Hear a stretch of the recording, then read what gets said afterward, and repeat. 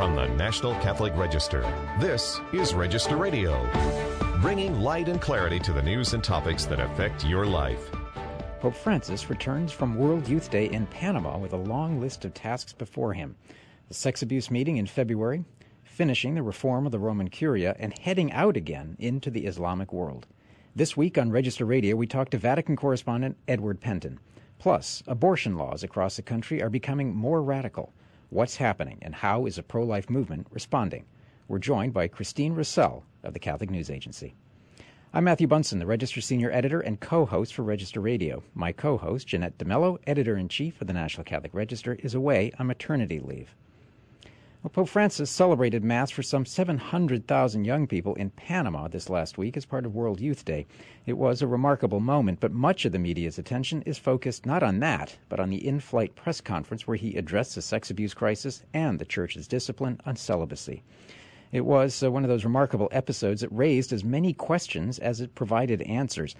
To help answer some of those questions, I have the delight of being rejoined by Edward Pentin, the National Catholic Register's Rome correspondent. Edward, welcome back. Hi, good to be with you again, Matthew. So Pope Francis, on his return to Rome from World Youth Day, held one of those press conferences that I imagine for everyone in media and even outside of media, we tend to circle those whenever the Pope is on a trip because we just know that something interesting is going to happen. And sure enough, I think the Pope did not disappoint, did he? No, he didn't. He spoke about a wide range of subjects. He does, and a few obviously drew quite a bit of attention. And I focused on one particular aspect of what he said regarding what he spoke about married priests and the possibility of ordaining married priests. Well, you had a post with the National Catholic Register that it caught my eye the minute you actually had it up because it talks about that the Holy Father is sort of reiterating his commitment to celibacy, but then maybe not. Or the exact way you put it is Pope Francis says no, then maybe to married priests. What exactly happened here? Yes, well, he made a point of saying that he could never favor or support the idea of ordaining married men into the priesthood in the Latin rite. Of course, there are some exceptions, notably the Anglicans who come over to Rome, who have been married, can also be ordained. But apart from that, there are no other cases in the Latin rite. And he said that he wouldn't want to do that. It's not a decision he'd ever want to make. He also quoted St. Paul VI about this, and Paul VI saying quite firmly that the celibacy rule shouldn't be changed. But on the other hand, he then spoke about the need for exceptions in order to fill a gap of priest shortages around the world, and in particular in remote parts of the world. And he kind of, although he didn't fully support them, he did at least entertain the idea of that. And this is quite significant because it's a talked about subject ahead of the upcoming synod on the Amazon in October, when many people think that this issue is going to be brought to the fore and perhaps smuggled in the back door, some people think, but others who support it think it's the rightful that this issue is discussed, and that this problem of reaching those who don't have priests, who suffer from a shortage of priests, that this could be a way to do it. So that's why he brought it up. Yeah, now, one of the concerns that was immediately raised, as you note, is that what would stop, say, hypothetically, the German bishops from saying, well, we have a similar pastoral crisis here, so full speed ahead on ordaining the so-called viri probati, which is a term that's used for seasoned men who are presumably married, who then would function as priests. Would that be a fair assessment? I think that's exactly right, Matthew. This is the concern, that although it will be allowed for the Amazon, for example, where there is a shortage of priests in the Amazon there, lots of people who go without the sacraments because of a shortage of priests, people feel that will be universally applied where there is any shortage of priests, as in fact there are in many parts of the Western world, and so it'll spread there. So many people think, as I said earlier, that they think this is a sort of backdoor approach to allowing married priests into the Latin rite, and And the interesting thing is the person he quoted about this, Bishop Fritz Lobinger, who's a 90-year-old German bishop who's long advocated this viru probatis, in fact, he pioneered it, whereby a community of elders, a team of elders, would be ordained without even going to seminary to carry out the sacramental aspects of the priesthood, not the governing or the teaching, but the sacramental aspects. He spoke quite at length about this theory, which apparently was recommended to him by Cardinal Reinhard Marx back in 2015. So he's clearly wants to entertain this idea and have it considered, even if he may not agree with it himself. Right. And in fairness to Pope Francis, he was, I thought, pretty strong in his endorsement of celibacy. That the quote from Pope St. Paul VI, essentially saying, "I would rather die than to have this change." And yet he seemed remarkably conversant with Bishop Lobinger's book, noting all of the details that you just did. Exactly, yes. And yes, he knew it very well, and sort of give mixed signals, because he did say that this is something that needs to be prayed about, rethought about. And so clearly he wants this idea discussed and quite strongly considered, probably at the upcoming synod at the Amazon, also because he's appointed various people to prepare that conference, that synod, and at least a few of them openly in favor of ordaining married men, and in some cases ordaining women as priests. Mm-hmm. And of course, something tells me that in the coming months, you and I will be having more conversations about the looming question of deaconesses, but that's probably for another day, isn't it?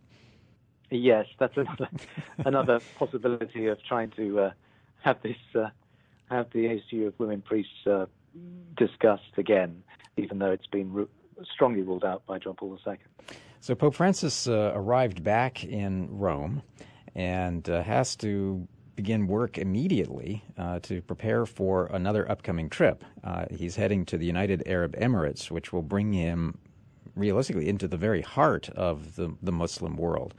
What's at work here? Yes, well, this is a very significant trip for the Holy Father, for any pope, because this is the first time a pope will have traveled to the Arab Peninsula. It's also a very interesting part of the Arab Peninsula. The UAE, the United Arab Emirates, is very much a growing part of that region. It's becoming ever more influential. And it's also, of course, borders Saudi Arabia, and there's hope that perhaps it'll spark greater religious freedom, not only in the UAE and the Gulf states, but also in neighboring Saudi Arabia. So it's a potentially very significant event, a very significant trip, even though it's only 3 days. Yeah, and my understanding is that you'll be taking part in that papal visit. Is that right? Yes, I'll be on the plane with the Pope, so I'll be hopefully reporting back regularly as much as I can on that trip for EWTN and the Register. So he's there from February 3rd to the 5th. He's going to be greeted by the Crown Prince of the country, as well as a visit to the Grand Mosque. So it does strike me that these types of meetings, including the one with the Muslim Council of Elders, they have great symbolic value, but also potential for the advancement of interreligious dialogue, which I know was a significant project of the late Cardinal Jean-Louis Taurin, who is in charge of the Pontifical Council for Interreligious Dialogue. Yes, in fact, he was only last year, about a few months before he died, he went to the region and, in fact, traveled to Riyadh in Saudi Arabia for a historic meeting with King Al Saud, and that was a very significant breakthrough there, and it shows, I think, the advances that they're trying to make in that region towards religious freedom. There's a long way to go, of course, in Saudi Arabia. You still can't build churches there, and even in the Gulf states, it's not allowed to express or worship openly. There has to be within a church. And so the open air mass that the Pope is going to celebrate in Abu Dhabi is going to be also very historic and significant, because that has never been done before. And so there's going to be quite a few milestones in this trip. Well, exactly. I was just about to ask you about the significance of having a Holy Mass at, I think it's the Zayed Sports City Stadium, instead of in the cathedral in Abu Dhabi. But what is so striking about that is, first, as you note, this open-air Mass, which is almost unheard of, I should think, but also the presence of a cathedral in Abu Dhabi, a recognition of the number of Catholics from around the world who are actually living there. That's right, yes. There's a huge number of Catholics there, and in fact, the 135,000 are expected at the Mass from what is, a very much a Muslim majority country, but there are 10%, I think, of the population of the UAE is made up of Christians, and so a lot of them work as migrant laborers. They come from places like Kerala in India and Southeast Asia, and so there are many there, and they need a lot of pastoral help. There's a lot of challenges there for them. I was there just over 10 years ago, and I did several reports to the Register there, and it's extremely hard for a lot of them. They live in poor conditions in a very rich state, and they also have quite a lot of hard work, particularly regarding domestic labor and construction, and they're not often the working conditions are very poor. So there's a lot of pastoral needs there, and I think that's also a main reason why the Pope is going to the region. And very briefly, in the time that we have left, is there an expectation on the part of journalists that the Holy Father will make an appeal for the religious freedom for Christians across the whole of the Muslim world?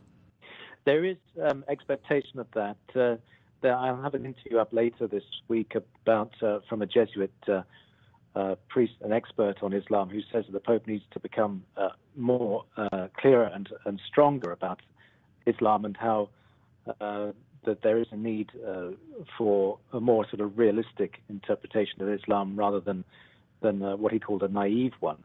And I think there is that need, and whether the Pope actually really embraces that and actually says the need for freedom of full freedom of religion, we'll have to wait and see. But I think he'll probably try, and I think in a diplomatic way, I think he'll try to make that point and put that point across. Well, very good. Well, Edward, be safe, and I look forward to reading your reports and talking to you more about this when you return. Let's remind everyone that they can find your work at ncregister.com. It's well worth your time. Thanks again, Edward. Thanks. Good to be with you, Matthew. Well, when we come back, I talk to CNA's Catholic News Agency's Christine Rouselle on abortion in America. This is Register Radio.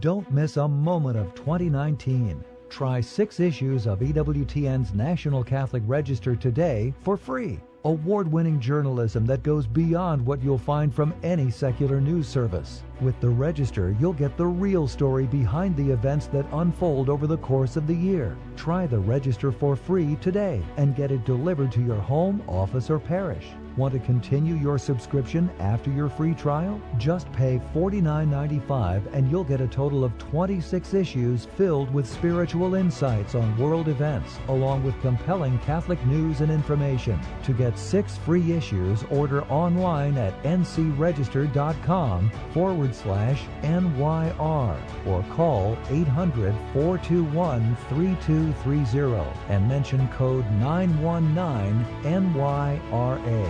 The National Catholic Register. Read faithfully. Let's return to Register Radio on EWTN. And welcome back to Register Radio. I'm Matthew Bunson, the Register Senior Editor and co-host for Register Radio. My co-host, Jeanette DeMelo, Editor-in-Chief of the National Catholic Register, is away on maternity leave. Well, as everyone in the country is now rather profoundly aware, the state of New York passed what I think can be described as the most expansive abortion law in the country, the Reproductive Health Act. This is a law that actually allows abortion for essentially any reason through the first 24 weeks of pregnancy and afterwards if a medical professional deems it necessary to protect the health of the mother. This is pretty strong, pretty radical. To talk more about this, I'm joined by Christine Rouselle of the Catholic News Agency, who's been covering this story very closely. Welcome back. Thank you for having me. Well, this is probably not the most fun story to try to cover, but I have the impression that this is one of the most important that we have in culture today.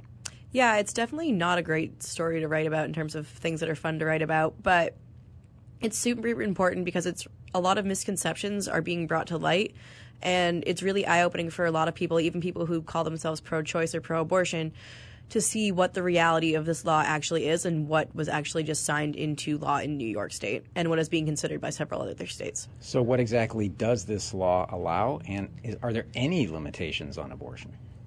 So this law, the Reproductive Health Act, allows for abortion for any reason at all, not even essentially any reason, just literally any reason at all through the first 24 weeks of pregnancy.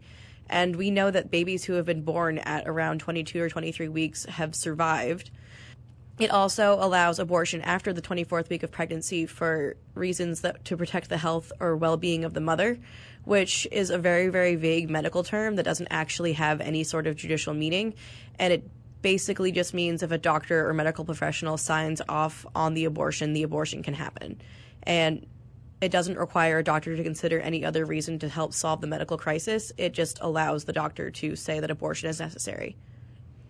And in terms of just basic law, how dangerous is it now to be an unborn child in New York? I'd say it's probably significantly more dangerous than it was a few weeks ago. Mm-hmm. And what kind of legal challenges are we expecting? Right now, I'm not entirely sure if anyone's filed suit against the law. I know that there was a 12-year legislative battle to even get the law passed. It was originally proposed in 2007. And after the past election, which saw Democratic control of both houses of New York's legislature for the first time in a pretty long time, the bill was basically railroaded through, and there was no chance of stopping it. Okay. So New York, I want to come back to New York in a minute, but this is just one of several states that are looking at or have already passed similar laws. Is that right? Yeah. New Mexico is considering something similar along with Rhode Island. And a bill in Virginia to legalize abortion through the third trimester was defeated Tuesday. Right. So here we are going back to New York on this. What is the rationale for imposing this kind of a law on a state that also has, and we'll talk more about that in a second, such a sizable Catholic population? Well, there's an effort to codify basically parts of Roe v. Wade into law in case that the decision is found to be overturned by the Supreme Court in the future. So they're basically states are trying to get a right to abortion, a right, quote, quote, to abortion in their state constitutions or in some form of law in case Roe were to be overturned. Last year, Massachusetts passed what they called the Nasty Woman Act. So it was something like negating archaic statutes, something, I can't remember the whole acronym. Right. But prior to this law, if Roe were to be overturned, a trigger law in Massachusetts would make abortion illegal. And New York's Reproductive Health Act also removed abortion from the criminal code and put it in the health code. So as some people pointed out, if a man throws his wife or girlfriend down the stairs and she loses the baby, he wouldn't be charged with fetal homicide anymore because that would not be considered a person until the baby is born. Right. And are we, not to get into too many of the gruesome, horrifying details, but if a woman decides to have an abortion, as you know, right up almost to birth, what exactly does that entail? I'm hearing things like lethal injection. Yeah, there's it's not as commonly used anymore, but there was the saline abortion, which abortion survivor Gianna Jessen survived when she was, I think, like 25 weeks gestation. And so that would be an injection of saline that basically kills the baby as they swallow saline. There's also an injection to the unborn baby's heart that basically kills the fetus, and then a delivery is done.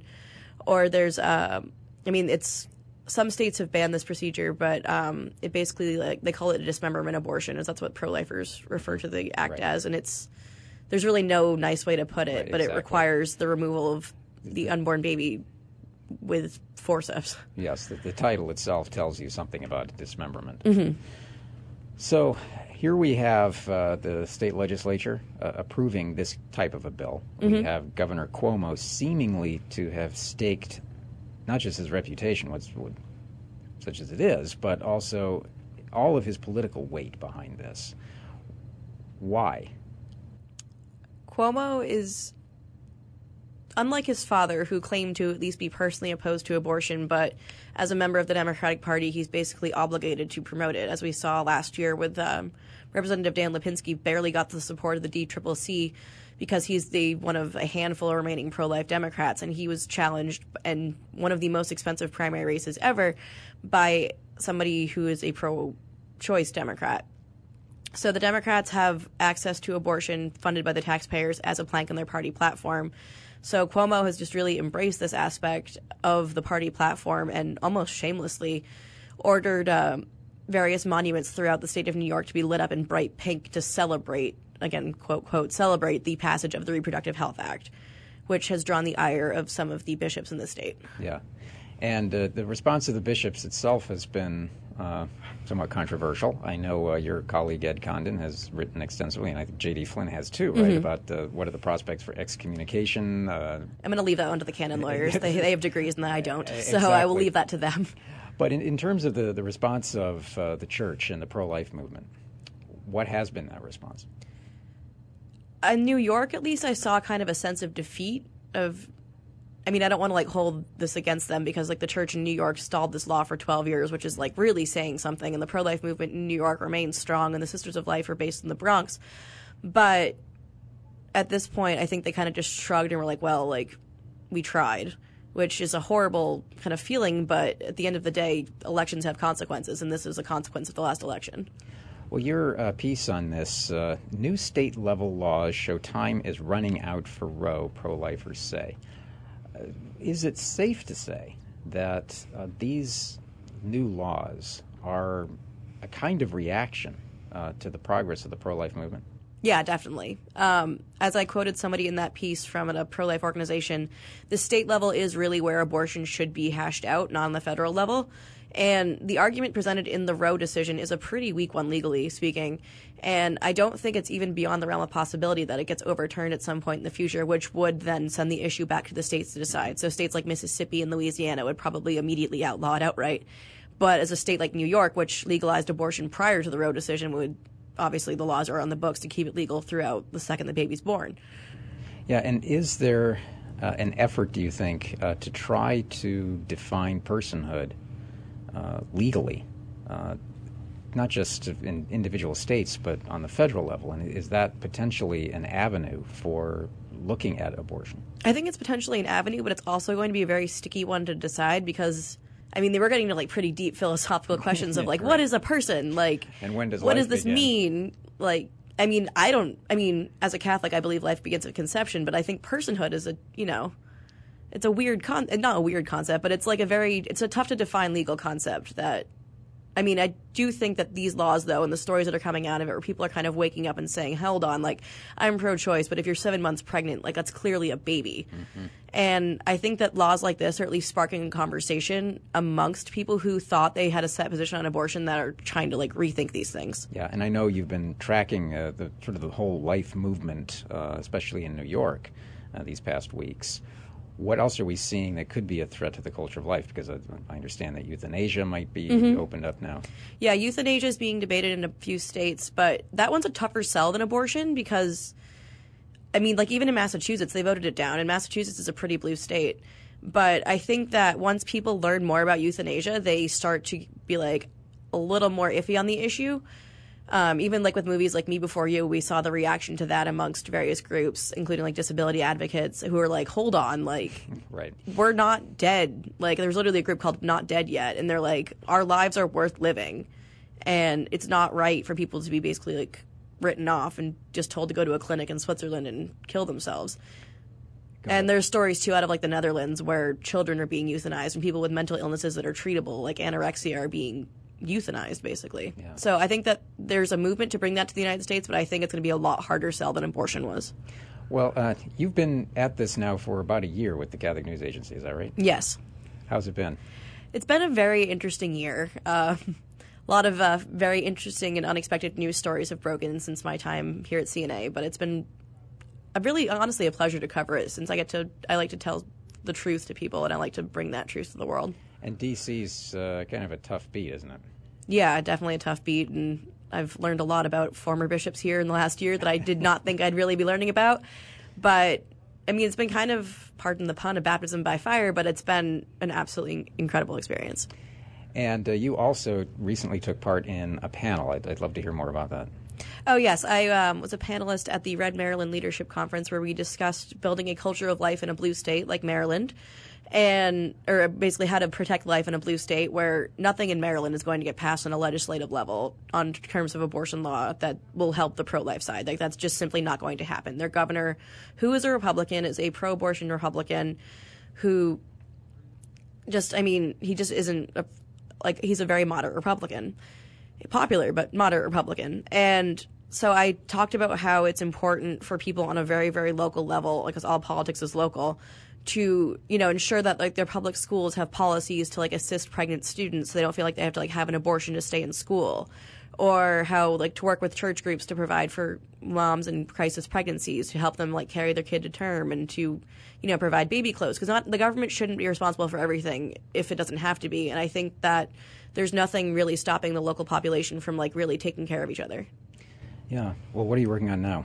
Right now I'm actually doing more about the proposed Virginia law that is not happening and an upcoming Supreme Court case. Can we assume that law will be identical along the lines of New York?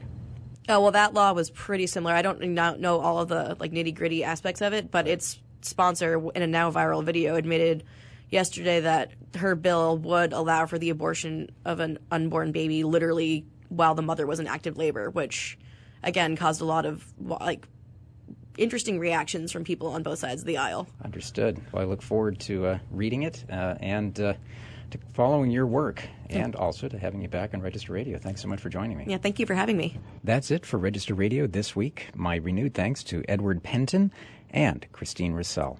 Remember, for more news, analysis, and commentary, check out the National Catholic Register online at ncregister.com. And remember to listen to our podcasts. Thanks so much for joining me here on Register Radio on EWTN. For Jeanette DeMelo and our producer, Jeff Burson, I'm Matthew Bunson. Until next week, God bless.